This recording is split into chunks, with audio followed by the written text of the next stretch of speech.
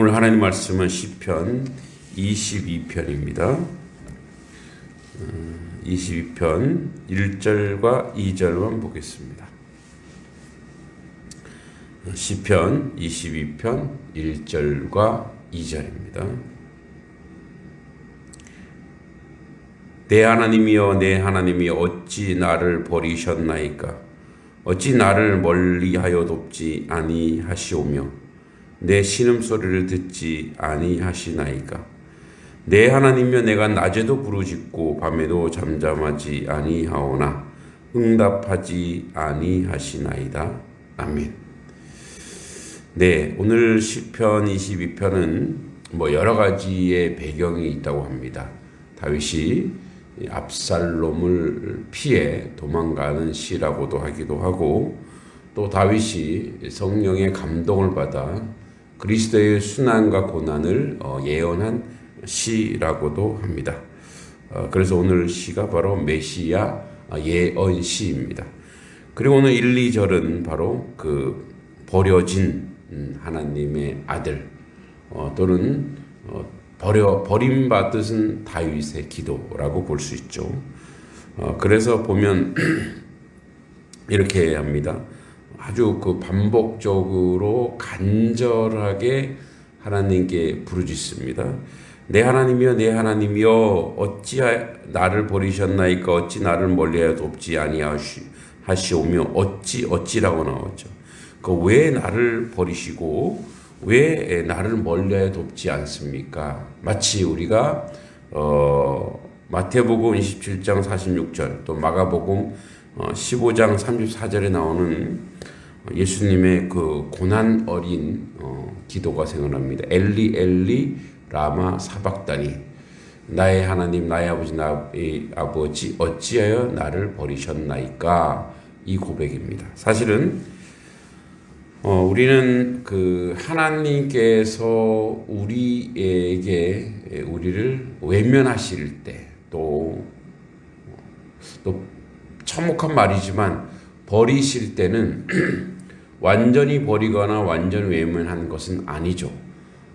그만한 때가 됐고 그만한 이유가 있기 때문에 우리가 버려지거나 우리가 외면 당하기 때문에 그렇습니다.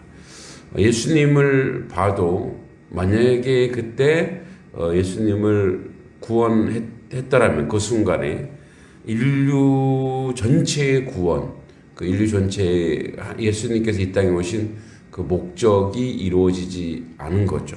그러므로 버림받음도 하나님의 응답이고 하나님의 역사라는 것을 우리가 좀 기억해야 될 것입니다. 때로 우리는 이런 부분에 또 이해하지 못할 그리고 하나님의 역사라고 하지만 견딜 수 없이 원망할 수밖에 없는 그런 때가 있습니다. 우리가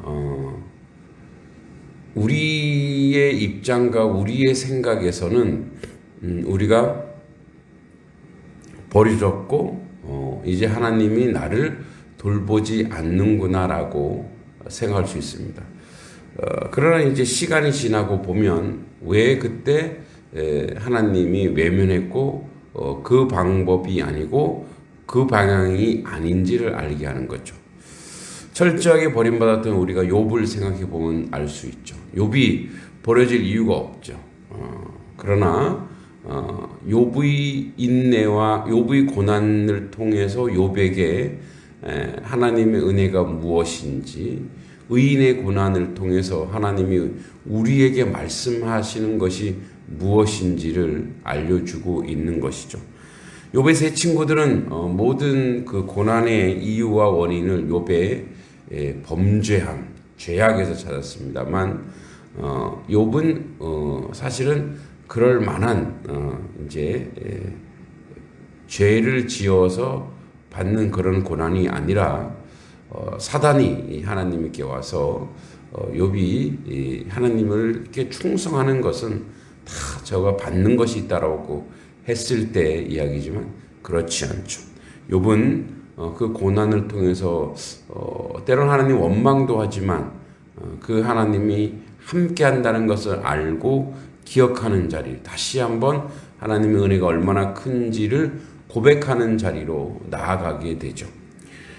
우리 또한 그러한 고난을 당할 수 있습니다. 물론 우리가 순전하게 우리의 죄가 없이 의인으로서의 온전한 고난이라고 할 수는 없겠으나 그럼에도 불구하고 때로는 하나님이 침묵할 때가 있고 하나님께서 잠잠히 지켜보실 때가 있다라는 거죠. 어린 시절에 뭐 다 커서도 마찬가지죠. 이제 내일 소풍 가는 날이에요. 근데 비 소식이 있어요. 그래서 우리 기도하죠. 하나님, 내일 소풍 가는데 비가 안 오게 해주세요. 근데 하나님이 비를 내리셔요. 원망하죠. 아니, 하나님 소풍 한번 가겠다는데 그게 그렇게도 억하심정이 있으시냐고. 근데 하나님의 비를 내릴 때는 소풍보다도 더 중요한 일이 있기 때문에 그렇다는 거죠. 뭐 농사 짓는 사람이라든지 누군가가 비가 필요했다는 거죠. 자연 만물 가운데. 그러니까 그때는 그걸 이해를 못하는 거예요. 그죠? 또 어젯밤에도 잠깐 눈이 살짝 내렸습니다만 이제 어딜 가야 되는데 많은 눈이 내리면 어때요? 하나님 좀 눈을 멈추게 해주시면 얼마나 좋을까. 그러나 뭐 농사 잘 되기 위해서 또 눈이 필요하기도 하고 땅에 눈이 필요한 사람들도 있기도 하고.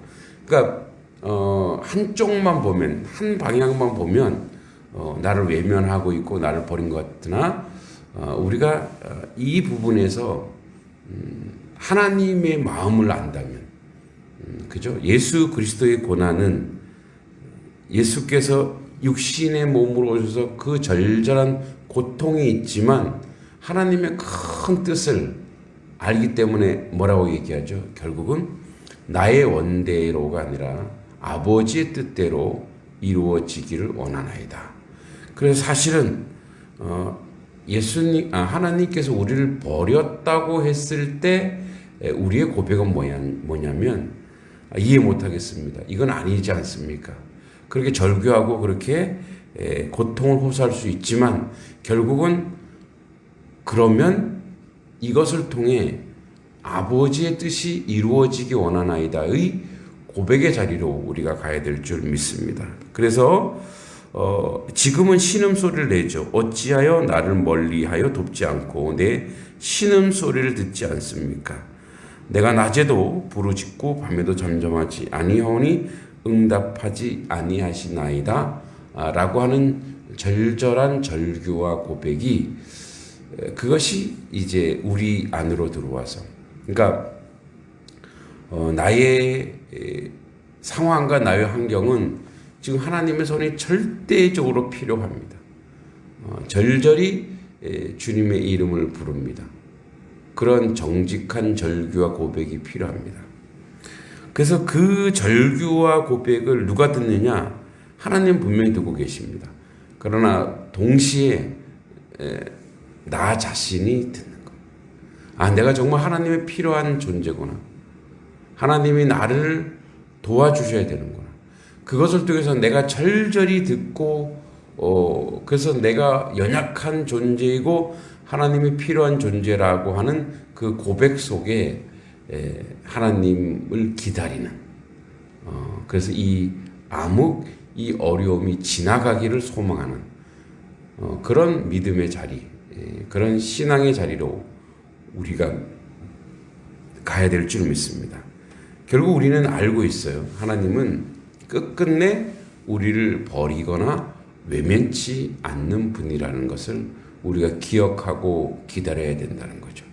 비는 계속 오지 않습니다. 언젠간 멈추게 되어 있죠. 마찬가지로 하나님은 하나님의 뜻, 하나님의 의를 이루면 반드시 우리를 다시 구원하실 것이고 하나님 더 큰 뜻을 우리에게 보여주실 것입니다.